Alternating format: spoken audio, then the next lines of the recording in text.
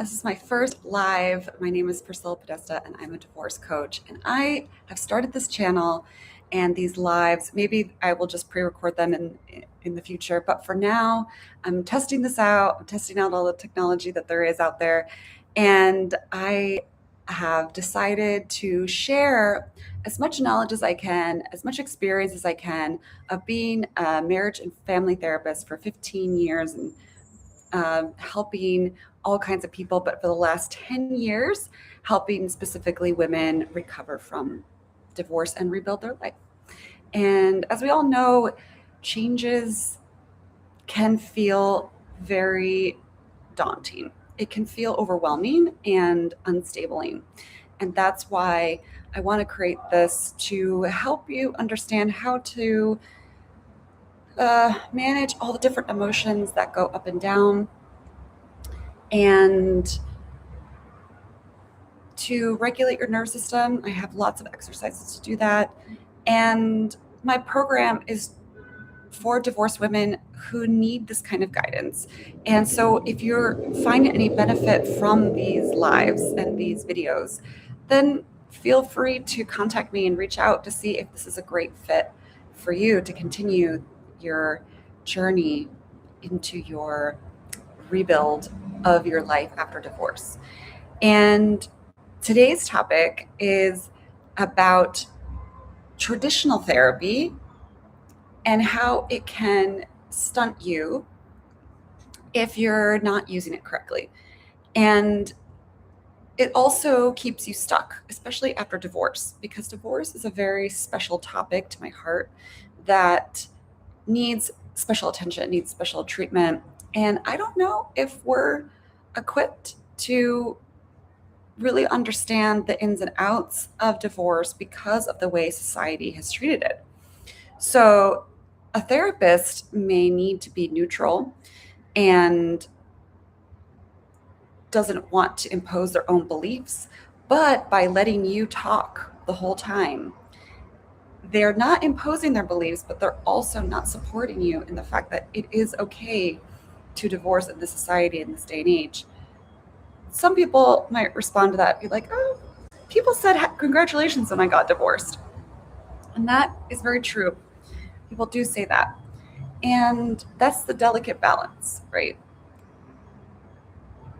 There isn't a lot of understanding of what it's like because we push it away. And I think that's the main issue that we face in society. It's not that we don't support it or think of it as a bad thing necessarily, although some people could. It definitely creates this sense of like, oh, like your divorce is like, go through that and throw it away and whatever, move forward. And good for you. Okay. You probably needed to be. But there was a lot of time that person was married that impacted them.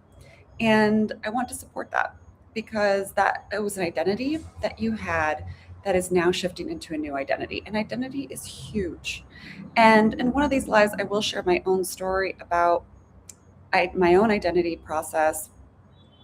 And if you enter my program, you'll know all the ins and outs of the things I've gone through and how I've used that to support women and create this program that I have. So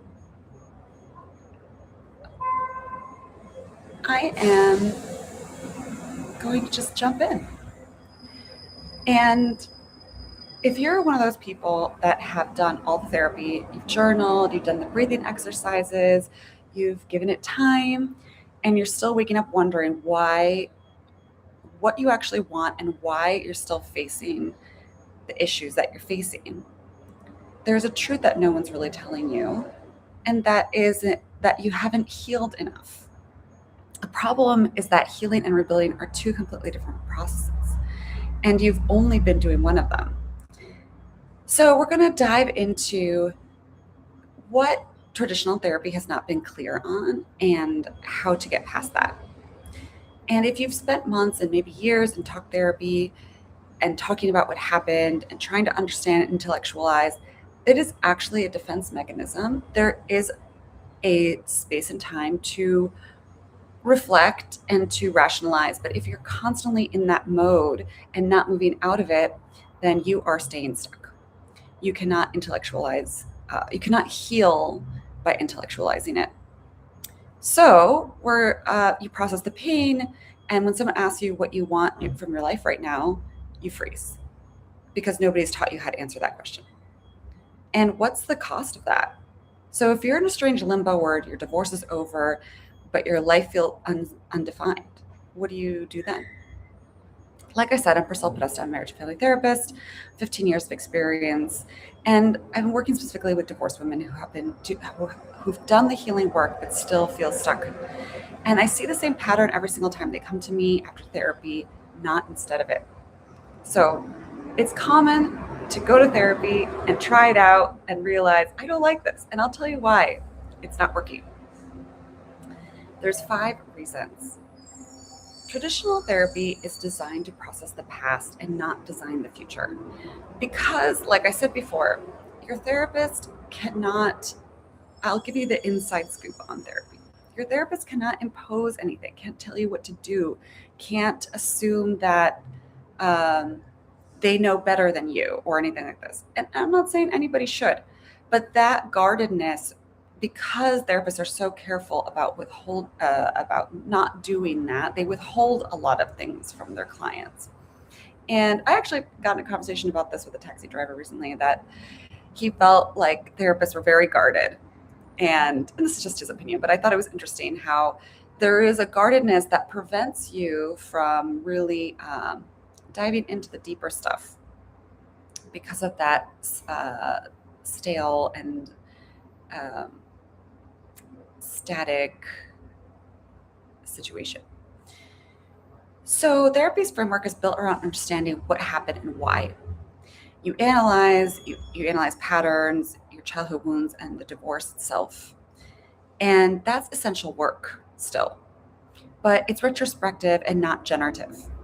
So processing pain doesn't automatically teach you how to create direction. It's part of it, but it's not the only thing. So what you need is pattern interruption. Nobody tells you you can fully understand your past and still have no idea what to do with your future. And that's actually the definition of anxiety and depression. Anxiety is looking too much into the future, and depression is thinking too much about the past and not having answers for either. So the other part here is that every divorced woman I work with says the same thing. I felt I've healed, but I don't know what I'm healing towards. And I want you to think of it like this. Therapy is like learning your old house burned down and why. And that's important. But at some point, you need an architect. You need someone to help you design what you've been building next. So,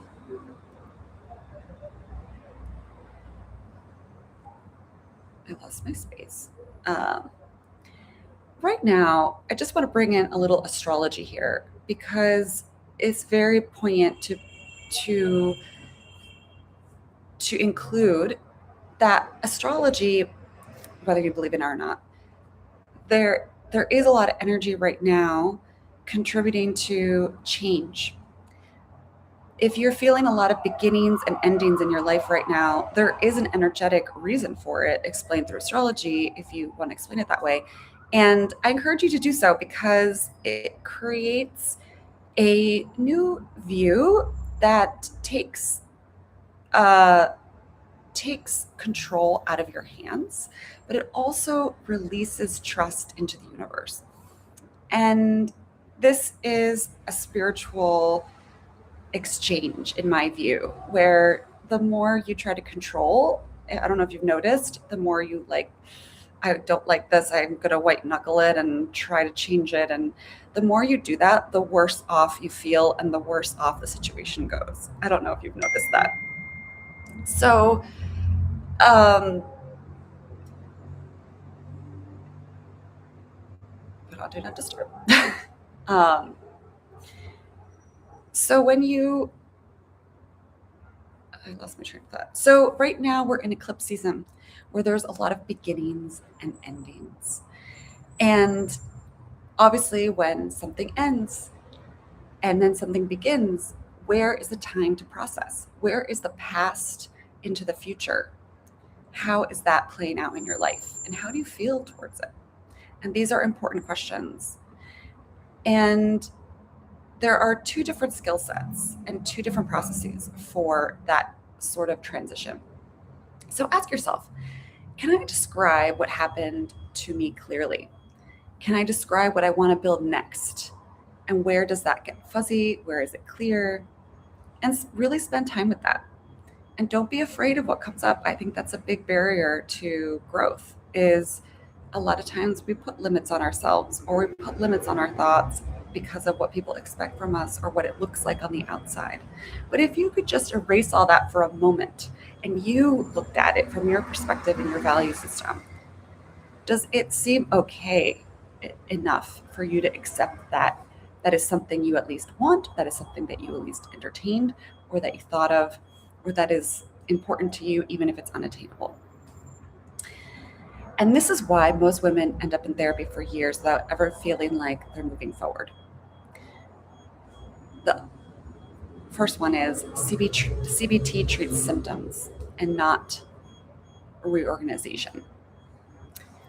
So, cognitive behavioral therapy, CBT, focuses on changing thought patterns that create distress.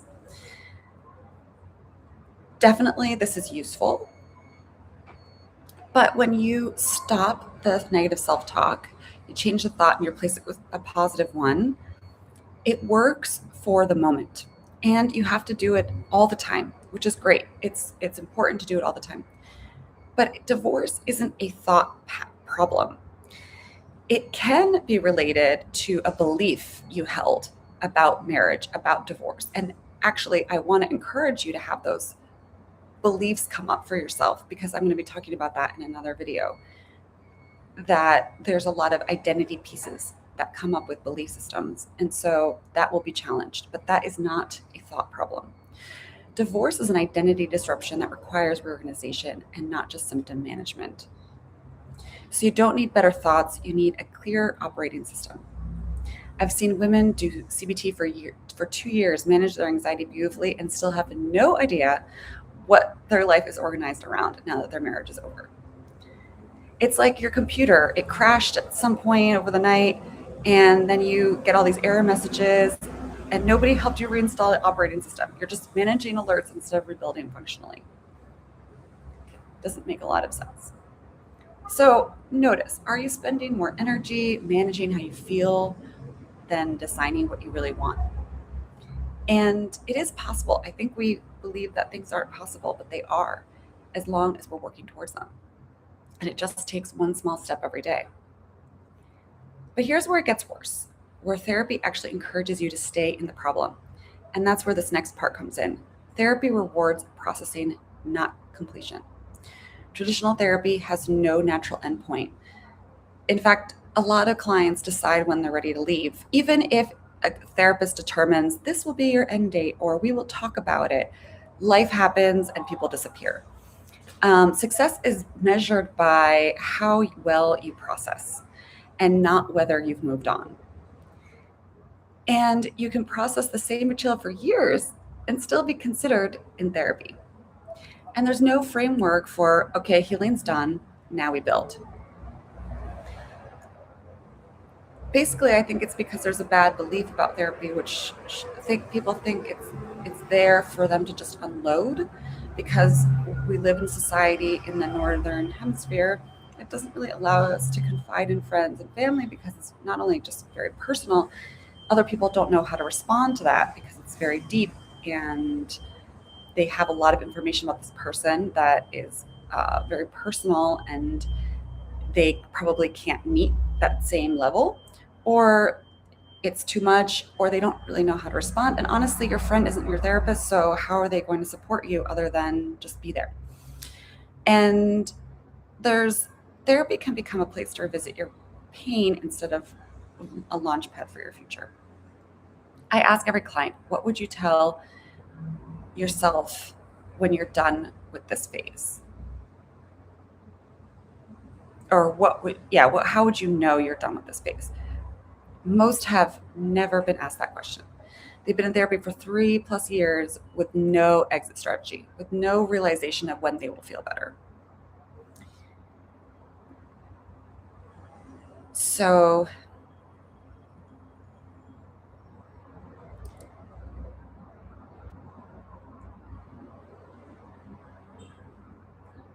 where is my spot? Okay. This is where you can ask yourself these questions. Do I know what healing would look like if I was complete? Am I revisiting the same stories in therapy without new insight? Does my therapist ever ask me what I'm building next? If you answered no, no, yes, you're stuck in processing mode. And this leads to the biggest problem of all. You've been taught to focus on relief instead of creation. Therapy's goal is typically reduce stress, increase stability, and feel better. And that's relief. And that relief is important. A relief doesn't tell you who you are now or what you want next. You can be calm, stable, and completely directionless. But at least you'll be aware. Feeling better isn't the same as knowing where you're going. And the women who stay stuck longest are the ones who organize their post-divorce life around safety and emotional regulation, and not around creation and intentional design. So imagine you're on a boat in a storm. Therapy helps you stop the boat from sinking, and that's critical. But once the storm passes, you still need to decide where you're sailing next. Relief gets you stable, but it doesn't give you a destination. So stop asking how to feel better. Stop asking that. Start asking, what am I building my life around now? So what actually works? Here's what moves you from healing into rebuilding. Rebuilding requires a conscious identity redesign process. You need a process that helps you define your values right now, not your pre-divorce values. They completely change through the course of a marriage, or even a 10-year span, 5-year span. However, even a year, you can change your value system very easily. So it does take some time, but it can be quick in some cases. You need to clarify what your daily life is organized around. You need to make decisions based on creation and not just reaction or safety. This isn't therapy, it's identity architecture. So basically, healing processes the past, rebuilding designs the future. They're sequential, not the same thing. Most divorced women get stuck because they never transition from one to the other. Think of your life as a house. The divorce was the demolition. Therapy helped you clear the rubble and understand why it fell apart. But now you need blueprints. You need to decide what you're building and why. And that requires a totally different conversation. So let's think of your life as a house. Think about how these different steps create decision processes. Write down 3 decisions you made in the last month. Next to each one, write if it was based in safety or avoiding pain, or based on creating something you actually want. And notice the pattern. A couple of years ago, maybe, I think it was after the pandemic, right afterwards, I realized I was being paralyzed by some fears. And I challenged every small fear I had, every small thing I didn't want to do. And that's how I identified fear. It was something I didn't want to do. And when I saw something that I was reluctant to do or didn't want to, but I knew on the outside it was a good thing, I questioned it. I asked myself why I didn't want to do it. And it all led to a fear of some kind every time I did that. So I'll show you whether you're still in reaction mode or moving into creation mode. Most women are shocked by how much they still organized around avoidance. There's so much we avoid for silly reasons that we overlook and that seem reasonable to us. But when we really look at it, things change. So you're not broken because therapy didn't fix everything. Therapy was never designed to rebuild your identity, only to help you process what happened. And the rebuilding part, that's different process entirely. And it starts the moment you stop asking, why did this happen? And start asking, who do I become now? Not only does that take you away from past and future and keep you in the present, it actually is more productive. So if this resonated, I made you another video that shows exactly how to know you're ready to rebuild and not just healed. And I will be uploading that in short. It'll be in the link description on the screen, and you can watch that next. It was really great to be here with you. And thank you for sticking around. I know that this is brand new. This is my very first live, but this is the way I want to record them in a sense. So if you can make it to Fridays, 3:30 Eastern, that would be amazing. I will be right here to answer any questions. Like right now, we'd be having a conversation, and I would love that. So thank you so much. If you're watching the replay, which hopefully, I mean, most likely you are if you're watching this, I hope this helps, and see you soon. Every Friday, I'll be here.